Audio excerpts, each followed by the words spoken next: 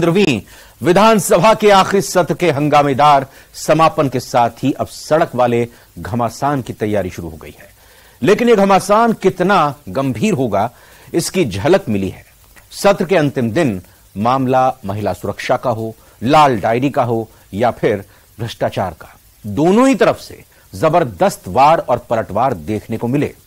तो आइए देखते हैं हम भी सिंहासन का घमासान।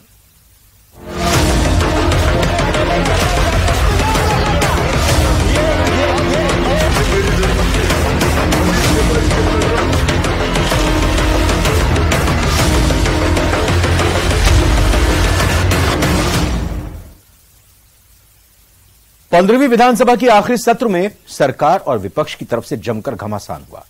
सरकार ने जहां 5 जरूरी बिल पास करवाए, तो विपक्ष ने सरकार को घेरने की पुरजोर कोशिश की। आइए इस रिपोर्ट में देखते हैं।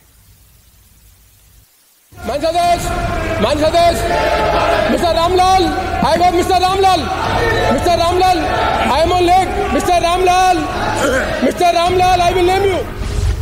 लाल डायरी, बवाल और लाल सियासत। माननीय अध्यक्ष महोदय, लगातार न तो वो टेबल करना चाहते थे, न वो बात थी, न तो योग करना था। इस तरीके से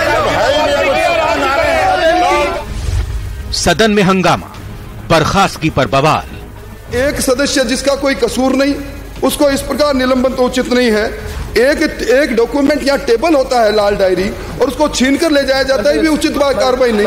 और मैं समझता हूँ कि आज भी एक ट्रेनिंग इंस्टीट्यूट बन गए भारतीय जनता पार्टी झूठ बोलने की। कौन सी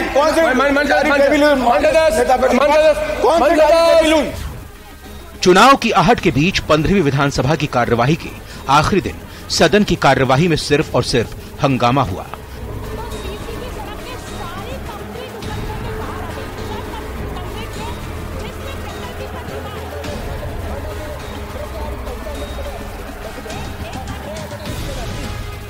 हंगामे की शुरुआत नेता प्रतिपक्ष राजेंद्र राठौड़ के लाल डायरी का जिक्र करने पर हुआ। राजेंद्र राठौड़ ने बीजेपी विधायक मदन दिलावर के निलंबन को वापस लेने की मांग करते हुए लाल डायरी से उठ रहे सवालों का जिक्र किया, तो हंगामा शुरू हो गया। 15वीं विधानसभा का ये आखिरी सत्र हम आपकी सदारत में गरिमापूर्ण समापन करना चाहते हैं। हम चाहते हैं कि हम आपके साथ फोटोग्राफ्स में भी रहें, पर एक सदस्य जिसका कोई कसूर नहीं, उसको इस प्रकार निलंबन तो उचित नहीं है। एक डॉक्यूमेंट या टेबल होता है लाल डायरी, और उसको छीन कर ले जाया जाता है, ये भी उचित कार्रवाई नहीं। और मैं समझता हूँ कि आज भी एक ट्रेनिंग इंस्टीट्यूट बन गए भारतीय जनता पार्टी झूठ बोलने की। कौन सी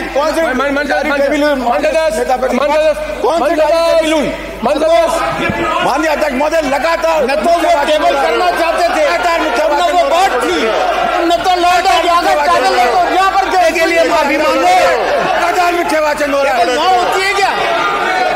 करते के लिए माफी मांगो। आज तो भारतीय जनता पार्टी के लोगों ने इंतजार कर दी है।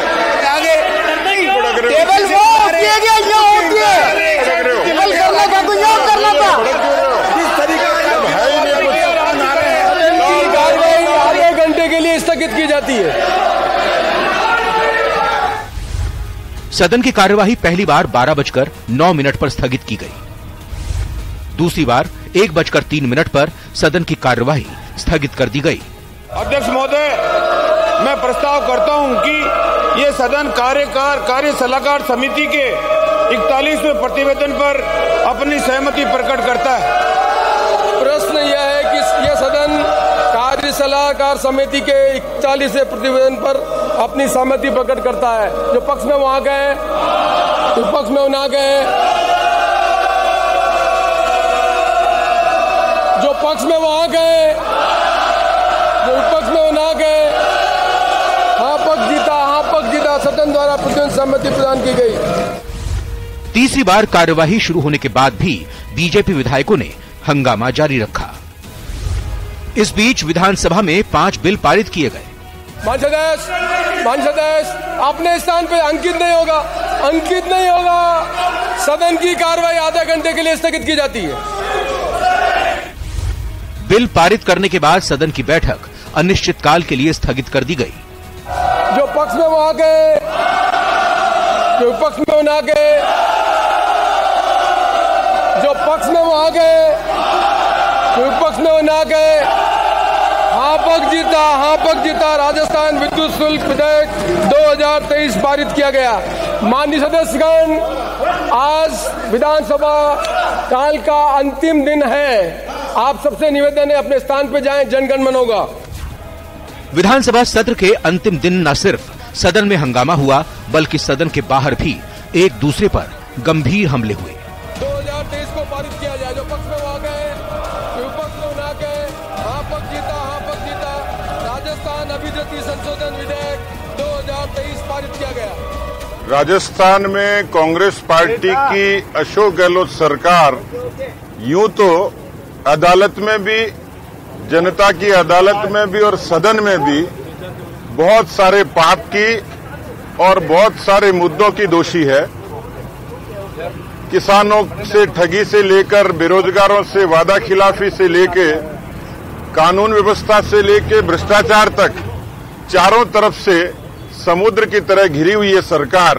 प्रतिपक्ष में एकजुटता नहीं है, तय नहीं कर पा रहे कि किस मुद्दे पे हमको बोलना है।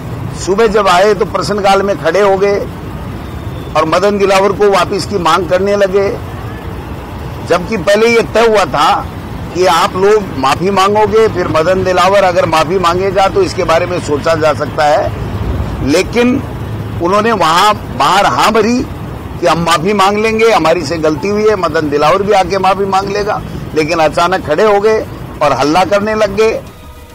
सियासत में सभी के अपने तर्क होते हैं और वो विरोधियों की किसी भी बात को स्वीकार करने को तैयार नहीं होते।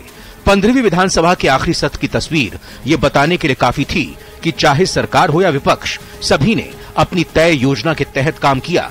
सरकार को विधायी कार्यों के लिए अहम कई बिल वापस कराने थे, जिसमें वो सफल रही तो विपक्ष की सरकार को कटघरे में खड़ा करने की योजना थी और इसमें शायद वो भी सफल रहे। दोनों तरफ से खुद को सही बताने की कोशिश हुई। अब फैसला आम जनता के हाथ में है, लेकिन इसके लिए थोड़ा इंतजार करना होगा। Bureau report, news 18 network, Jaipur.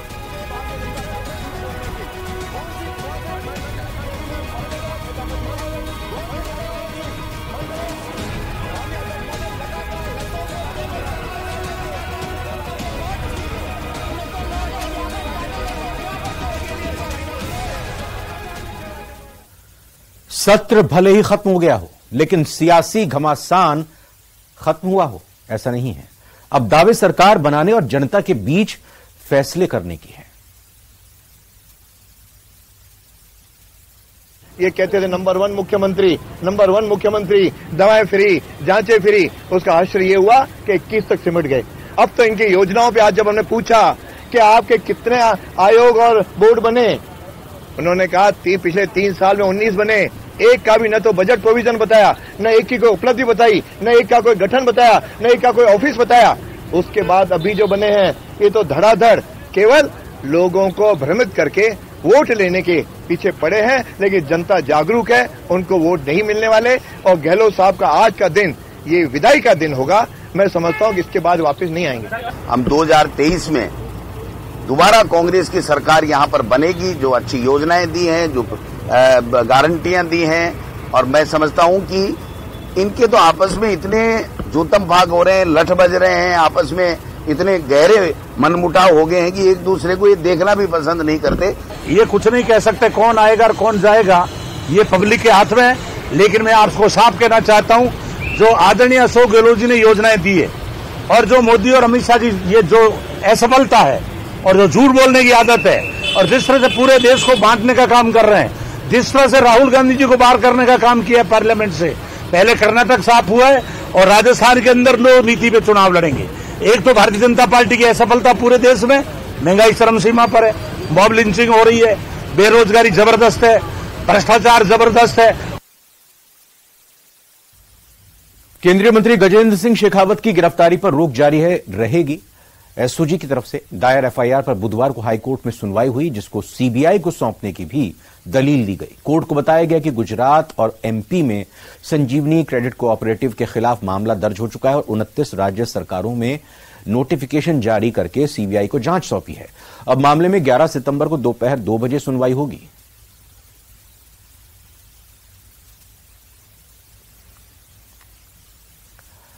और अब बात कांग्रेस में आपसी भिड़ंत की। जी हां, अलवर के बहरोड में कांग्रेस की मीटिंग के दौरान आपस में कांग्रेसी भिड़ गए। तस्वीरें भी दिखाएंगे आपको। इस दौरान जमकर लात घूसे चले। करीब 15 से 20 मिनट तक कांग्रेसियों में जमकर जो मारपीट हुई। इस दौरान कांग्रेस के जिलाध्यक्ष योगेश मिश्रा समेत जिले भर के कांग्रेसी नेता मौजूद रहे। दरअसल मामले की शुरुआत यूथ कांग्रेस के नेताओं के द्वारा पिछले चुनाव में कांग्रेस प्रत्याशी रहे डॉक्टर आरसी यादव को वोट नहीं देने का आरोप लगाया गया था, जिसे दूसरे यूथ कांग्रेस के नेताओं ने विरोध किया और आपस में उलझ गए। बातों में मामला बढ़ गया और एक दूसरे पर लात, घूसों और थप्पड़ की बरसात शुरू कर दी। कांग्रेसी कार्यकर्ताओं ने इस घटना के वीडियो बना लिए और सोशल मीडिया पर वायरल कर दिए, जो चर्चा का विषय बना हुआ है।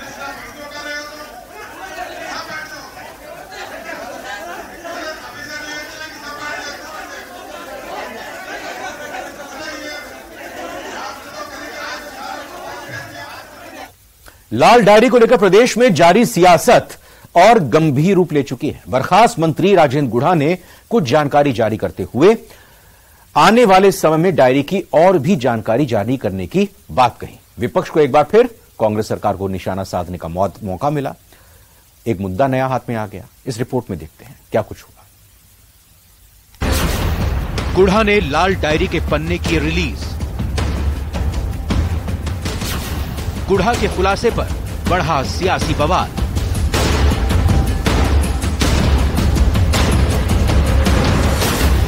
सत्ता पक्ष ने डायरी के वजूद को किया खारिज। विपक्ष ने डायरी को बनाया हथियार। ऐसा लगता है कि लाल डायरी के 3 पन्ने बोल रहे हैं और सियासत के राज खोल रहे हैं। डायरी पर बवाल, सियासत में उबाल। बर्खास्त मंत्री राजेंद्र गुढ़ा ने बुधवार को अपने घर पर मीडिया से बातचीत में विवादास्पद लाल डायरी के कुछ अंश जारी किए हैं। राजेंद्र गुढ़ा का दावा है कि इस लाल डायरी के जो अंश वो जारी कर रहे हैं वो राजस्थान पर्यटन विकास निगम के अध्यक्ष और सीएम गहलोत के करीबी धर्मेंद्र राठौड़ की हैंडराइटिंग है।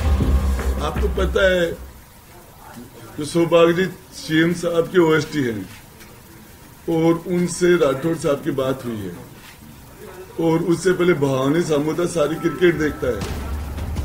इस बार गुढ़ा ने लाल डायरी के एक अंश को पढ़ते हुए राजस्थान क्रिकेट एसोसिएशन में भ्रष्टाचार को लेकर आरोप लगाए।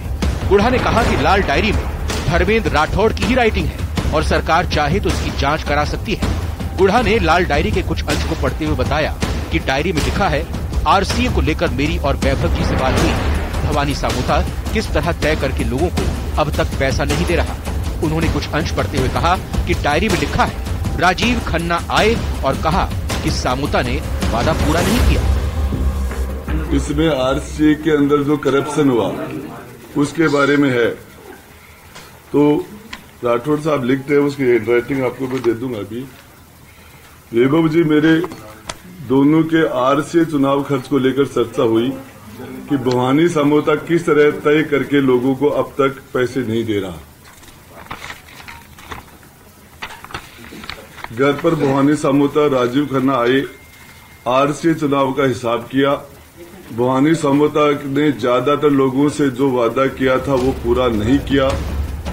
राजेंद्र गुढ़ा ने दावा किया कि उन्हें धमकियां मिल रही हैं, इसीलिए लाल डायरी की जांच आयकर विभाग और प्रवर्तन निदेशालय को करनी चाहिए। उन्होंने कहा कि वो समय समय पर और भी खुलासे करते रहेंगे।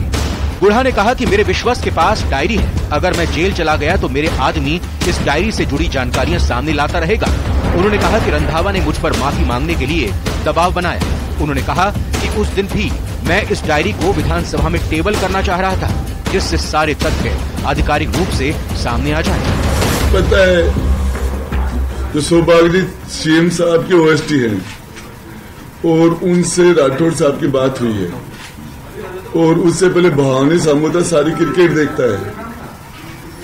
ये मेरे ये सारा का सारा और ये जो सिस्टम है आपको बता आगे और जानकारी देता हूँ। लेकिन धर्मेंद्र राठौड़ जी कहते हैं कि मैं तो केवल गांधी डायरी यूज करता हूँ। ये गांधी डायरी है। 3 डायरियां जो है रिकॉर्ड में हैं जो ईडी ने जब्त की थी। आपके पास जो डायरी है वो डायरी फेक है, मतलब कुछ भी नहीं है। आप हैंड राइटिंग मिला लो। गुढ़ा साहब, ये टुकड़ों में आप रिलीज करके क्या सरकार को ब्लैकमेल कर रहे हैं, क्या दबाव में लेने के लिए एक साथ क्यों नहीं दे रहे मीडिया? सरकार मुझे ब्लैकमेल कर रही है।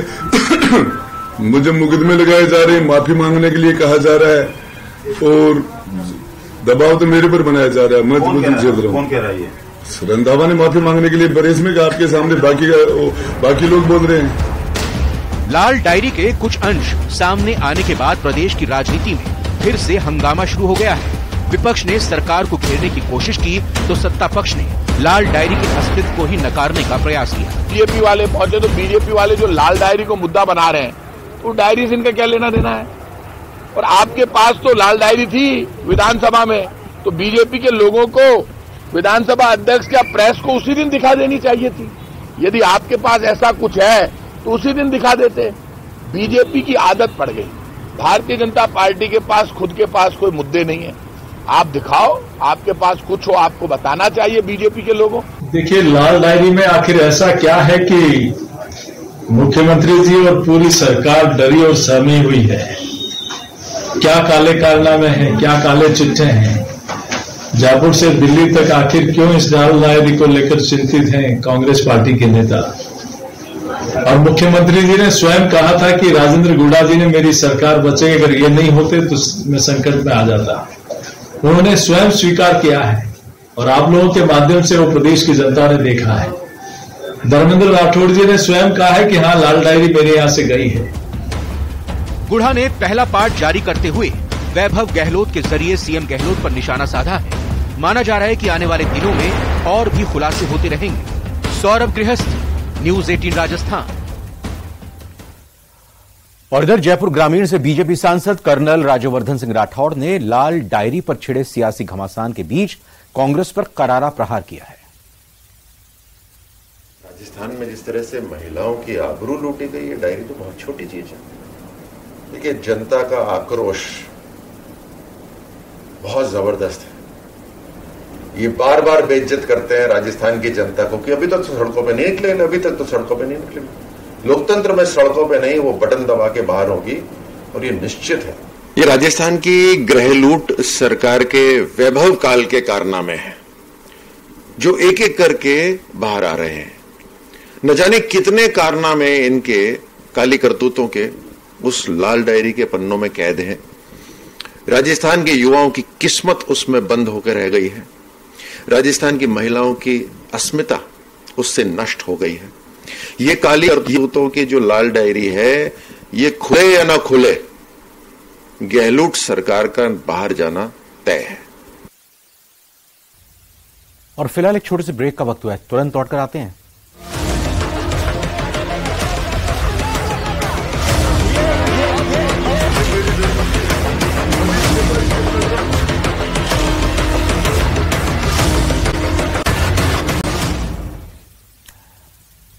राजस्थान की राजनीति में तीसरे मोर्चे की कवायद शुरू हो गई है। देवी सिंह भाटी अब राजस्थान में नया विकल्प तलाश रहे हैं। भारतीय जनता पार्टी के पूर्व नेता देवी सिंह भाटी ने ताल ठोकी है। देवी सिंह भाटी ने तीसरे मोर्चे की जरूरत बताते हुए कहा कि कार्यकर्ताओं की अनदेखी और उपेक्षा ही तीसरे मोर्चे का कारण बनेगी। देवी सिंह ने कहा कि इसमें योग्य व्यक्तियों को स्थान दिया जाएगा। देवी सिंह भाटी ने जोधपुर में तीसरे मोर्चे के गठन को लेकर मेवाड़, मारवाड़, हाड़ौती में कुछ अन्य नेताओं से चर्चा करने की बात कही और कहा कि उम्मीद है कि अच्छे लोग जुड़ेंगे। भाजपा से नाराजगी के चलते एक बार फिर शब्दों के बाण छोड़कर देवी सिंह भाटी ने वसुंधरा राजे पर तो विश्वास जताया, लेकिन भाजपा में उनके कार्यकर्ताओं की उपेक्षा बर्दाश्त से बाहर होना भी कहा।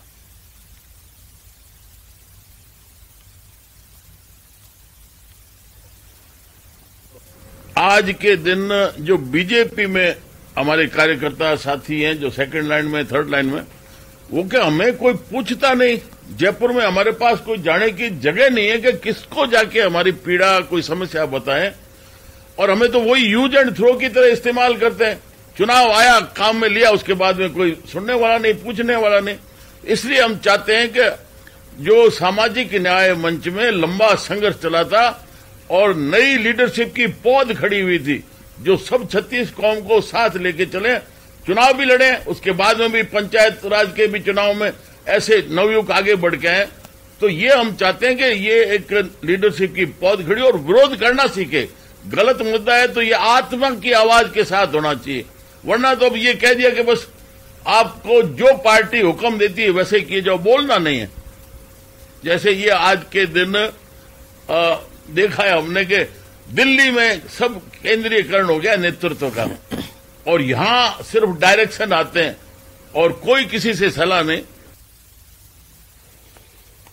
और इसी के साथ फिलहाल आज सिंहासन का संग्राम में इतना ही। बने रहिए न्यूज़ 18 राजस्थान के साथ।